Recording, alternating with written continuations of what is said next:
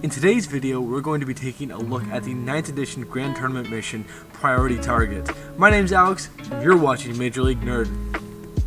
Priority Target isn't a huge change in terms of its mechanics, like being able to grab an objective and move off of it. This one, the change lies in its before the deployment when you're choosing attacker and defender.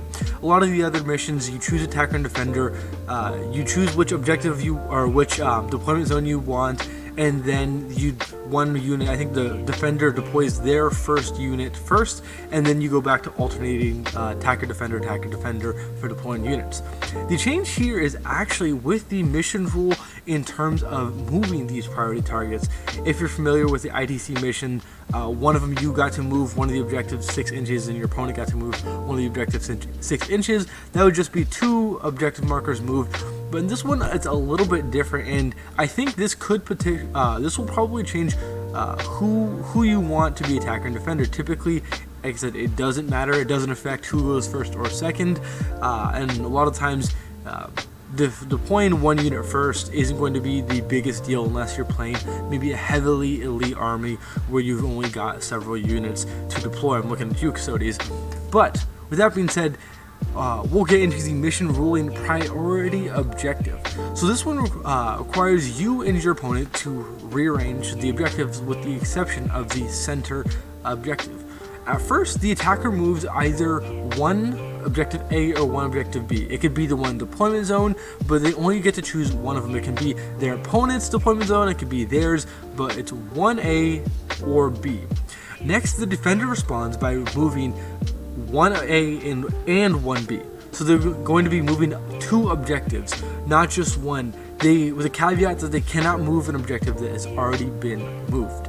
Followed by the attacker, who's going to move one objective A or objective B, which is going to be the single objective that hasn't been moved. So the reason why I think the attacker and defender is actually going to matter in this one is because it affects heavily in where the objectives are going to be placed. Not only is it not only 2 objectives that are being moved, but actually all of them except for the middle one.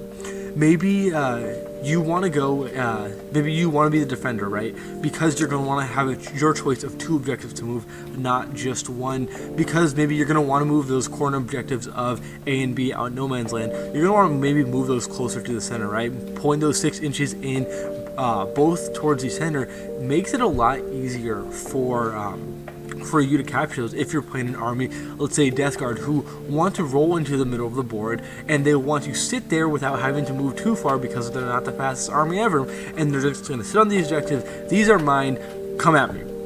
Maybe you want to be attacker because you want to move that one key objective, right? Maybe the objective in your deployment zone, you're going to want to move that up because you're playing a very aggressive army, an army that's going to want to immediately move out of the deployment zone, and you're going to want to deny your opponent the opportunity to move that maybe further back. Because if you're forced to be attacker and you're going against an army that is quite fast, that doesn't have many or if any backfield units, you're going to want to take that objective, shove it back in their field, and they're going to have to dedicate one unit on that's probably not going to be able to interact with the rest of the game, depending on what it is, obviously.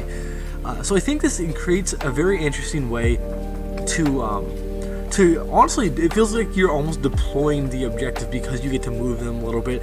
You won't have the same set 30 inches away from each other and then 24 inches away with one in the middle. I think I'm a huge fan of the missions with odd number of objectives. I think it makes it a bit more challenging for certain armies that just want to sit on even, like, I'm not getting hold more, you're not getting hold more, I don't really care because I'm shooting you off the board. This potentially creates situations where you either are going to be the one who has to go in to set the tempo, set the initiative by, hey, I see you're going to be able to hold 3 easier than me, I'm going to have to go in for those objectives. Or maybe you're the one who's like, hey, you're going to have to come to me. So I think this creates some interesting opportunities for, hey, do I want to move that one key objective, or do I want to have the opportunity to move 2 of them, because I think that can heavily dictate how we're going to play this game. All the objective markers have been repositioned. Each player secretly notes down one of the objective markers that's within their deployment zone to be a priority objective. This cannot be the objective in the center of the battlefield, though.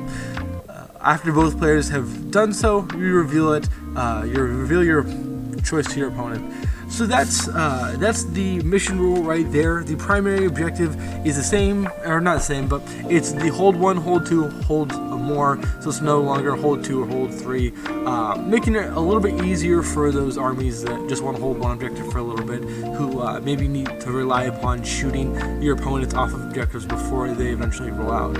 Secondary here goes along with the mission, as most of them do. You score 3 victory points if you control 1 priority objective, or score 5 points if you control both priority objectives at the end of your turn. So this one is pretty nice because you do score at the end of your turn, not at the end of your command phase, so you will not be getting shot off this. It makes it a bit easier if you have those faster troop units or those faster units with OBSEC that can jump onto a point, say, hey, this is mine now. You may shoot me off it or charge me off it, whatever, smite me off it on your turn, but I did get those 3 to 5 victory points. This does happen before the movement of the objective, so you can when you see your opponent choose the secondary, or if you choose the secondary, it does create some counterplay with, hey, you know, this is their priority objective, so I actually want to move this off of it. Or maybe this is my priority objective, so I want to move it closer to where I want to be. I want to move further away from them. I want to move it maybe actually closer to them because that's where my army is going to be. But this does create just some mind games that go into it, which I think is really fun, and I think that also comes along with the the alternating deployment, because you can, hey, I put this here, well, I'm gonna counter that unit by putting this here. It creates things for players like Eldar, Harlequins, or anyone like orcs with a redeploy stratagem. It creates that bit of there's layers on layers where you're moving priority objectives, where where you're moving objectives and choosing priority objectives. And then you could potentially, like, oh, well, I'm actually gonna redeploy my guys, kind of thing. So I think it makes it fun. I think it makes it interesting. This one, a bit more of the simple ones. You've got the quarter deployment and the objective in the center. With that being said, guys, let me know in the comments down below, how has 9th edition been for you guys? It's definitely been a challenge for me, playing Eldar, trying to just go for shoot, shoot, shoot, murder, murder, murder. Doesn't really get me that far when I'm not standing on objectives or when I don't have enough things to capture objectives. So it's definitely going to be a change for me in terms of list building and just my mindset when it goes into playing the actual games. Let me know in the comments below. Let me know in the comments below, how's 9th edition been for you guys? I've definitely been struggling. I've been focusing a little bit too much on the killing and not enough on holding the objectives. But if you guys have liked this video, let me know by hitting the thumbs up, drop a comment down below, hit the subscribe button if you guys want some more 9th edition news. My name's Alex, and you've been watching Major League Nerd. So long.